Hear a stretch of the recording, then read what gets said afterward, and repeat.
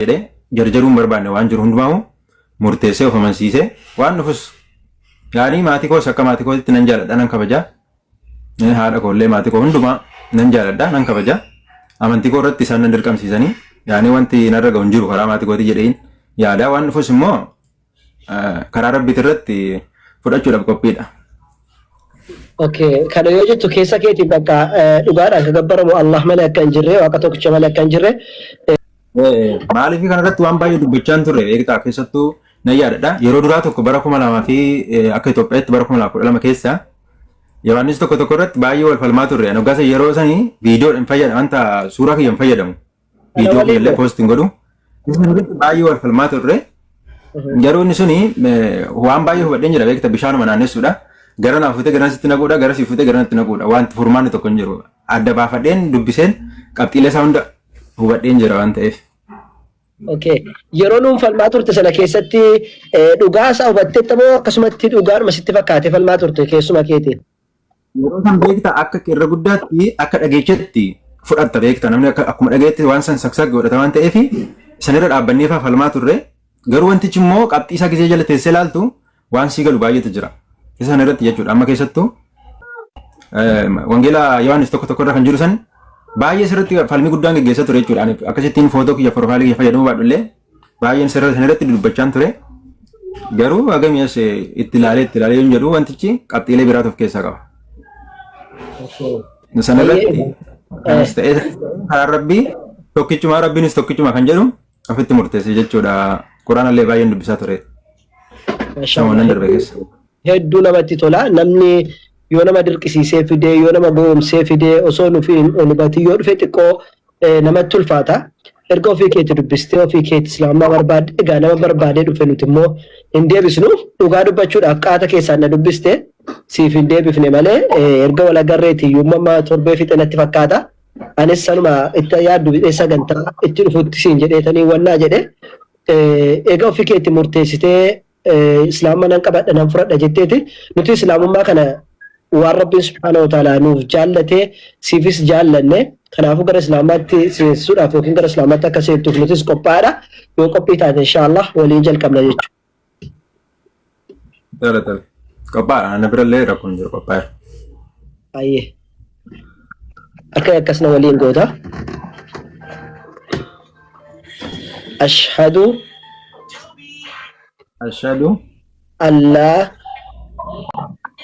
Allah ilaha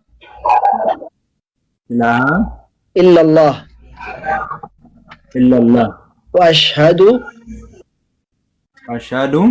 anna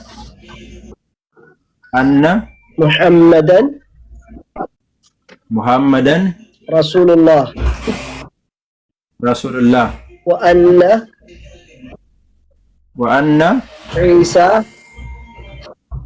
Isa Abdullahi wa rasuluhu dhugaan ka gabbaramu Allah malee akka hin jirre ragaa nan baya Nabi Muhammadis ergamaa dhugaa fi dhumaa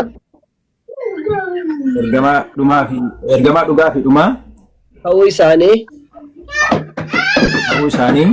keessa kiyyaana malee arraba kiyyaan ragaa baheera.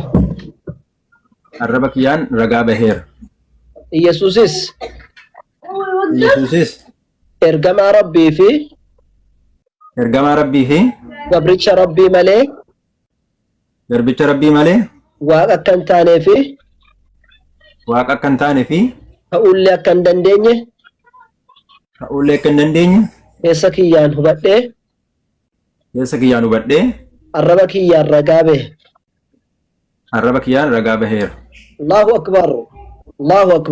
Allahu akbar obboleessa keenya fiqaaduu yookaan miiltoo alhamdulillahi rabbil aalamiin baga rabbiin islaamummaa amantaa irratti dhalattetti si deebise amantaa irratti dhalattetti gaafa si deebisu gammachuun keenya gammachuu dhuma hin qabne gammachuu nuti gammannu ammoo jannata nuun galuudha adeemnu jannanni rabbii obal'oodha rabbuu jaallatee hunda keenya kenne waan rabbiin nu jaallatee nuu kenne sii galee namni gaafa waa sii kenne waan rabbi sii kenne irratti waliin dhabamu sii galee kennaa rabbi namaa kenne irratti waliin dhabdu waan rabbiin kennaa qixxeetti nuu kenne maali wajjin hin gallu jennee walirra gammanne malee otoo waan keenya ta'eeti silaasiyyuu gara islaamummaa kanatti sin finnu ture utuu islaamummaan kan farhaani ta'e otoo kan nama dhuunfaa ta'eeti achesuu sin finnu maali qophaa keenya jannata sana nyaachuu barbaanna jannata nuumi ka galchu islaamummaa nuumi ka galchu ka kennu islaamummaa ka kennu rabbi kan jannata galchu illee rabbi nuti immoo jannata rabbi galchu sana irratti hundayyuu hin ga'a jedhe maaliif waliin hin gallu jechuun maaf gaafata dhuftu waliin gammanna malee wanni biraa tokko hin jiru alhamdulillah baga rabbiin islaamummaa si filatee islaamummaatti rabbi si fide siin jechuudha barbaada dhaamsa si dhaamee namoota biraatti si dabarsu maalinne adaraa wanni siin jedhu islaamummaatti dhufanii taa'uun hin jirtu hojii baay'een nama eeggata hojii baay'ee gaafan jedhu beekumsatti nama eeggata amantiin beekumsatti baradhu jedhee nama ajaju tokko hin jiru addunyaa kana irratti macaafa barbaadde fattashuu dandeessa kana kan nuu dhaame rabbi subhaanahu wa ta'aalaati tokkoffaan nabi Muhammadiin sallallahu alaihi wasallam gaafa nabiyyummaa jalqaba itti dhufu dubbisiidhaan kan inni jalqabe hagam tokko islaamummaan beekumsatti akka dhimmu laale ati nabiyyiidha bakka nabiyyi jedheen biraan deemne dubbisii jedheen san booddee beeki yaa Muhammad sallallahu alaihi wasallam jedheen fa'alam jedheen dhufe beeki beekumsi dursa waan ta'eef beekumsi dursu immoo maal jennaan dhugaan akka gabbaramu rabbi malee hin jiru jedheen beekumsi ni jalqabaa kana saniifu beekumsatti ajaja islaamummaan beekumsatti kan inni nama kakaasu adaraakee baradhu garee keessattis haa ta'u nama dhuunfaadhaan isa argatte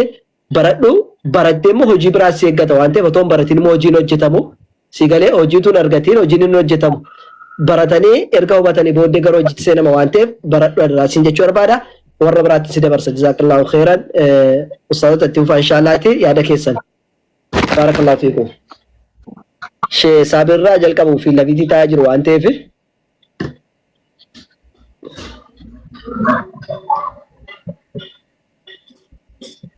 أيه ما شاء الله ما شاء الله الله أكبر الله أكبر الله أكبر الحمد لله الذي أنقذك من النار يا أبو ليسك يا كالي قالني كالربي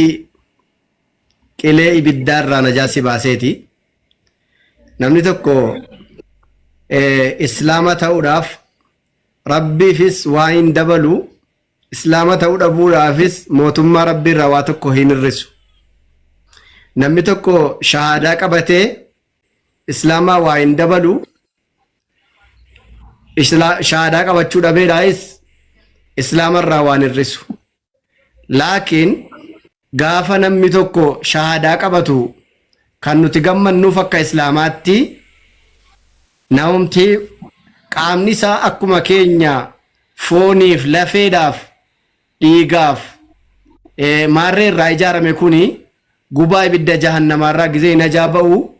nu akka muslimaatti hin gammanna namni yoo naggaadee waa tarrafsiifatee maallaqa guddaa argate hin gammanna nu akka islaamaatti namni tokko yoo rabbiin waan tokko isaa kenne waan baroo tokko isaa kenne nuti hawaasni islaamaa nama tolee fi gammaduu nama immoo itti badee gadduudha kan rabbiin nurra kaa'e kanaaf gammanna alhamdulillah alhamdulillah gammachuu caalu nuuf namni tokko boolloo ibiddaan guutame irraa gaafa inni najaa ba'ee kalimaa shahaadatee ni dubbatu gammachuun kana caalu nuuf hin jiru akka hawaasa islaamaatti nuuf waa godhaa rabbiif waa godhaa islaamummaadhaaf waa godhaa futuun ta'in nama sanaaf jechuudha kanarraa naansuudhaan ergaa ani siidhaamu yaa obboleessa kiyya ati hamma obboleessa kiyya sila utuu shahaadaan qabatiin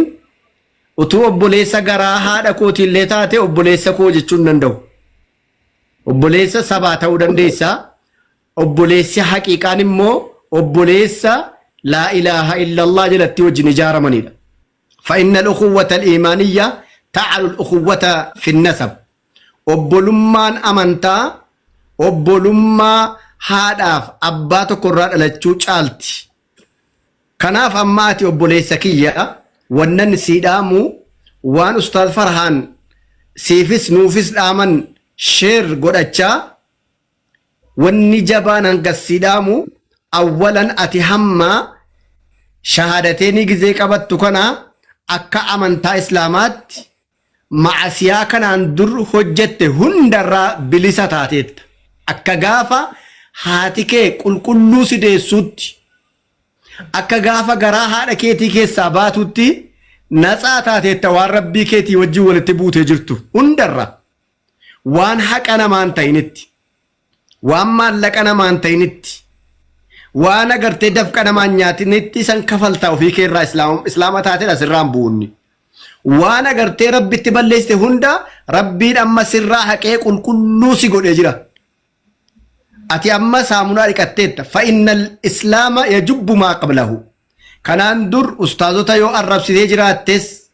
yoo islaama arrabsitee jiraattes yoo eenyuun walgittee jiraatte rabbiin amma sirraa haqee qulqulluu si godhee jira fa'innal islaama yajubbu maa qabla gaafa Khaalid ibn al-Walid asallamu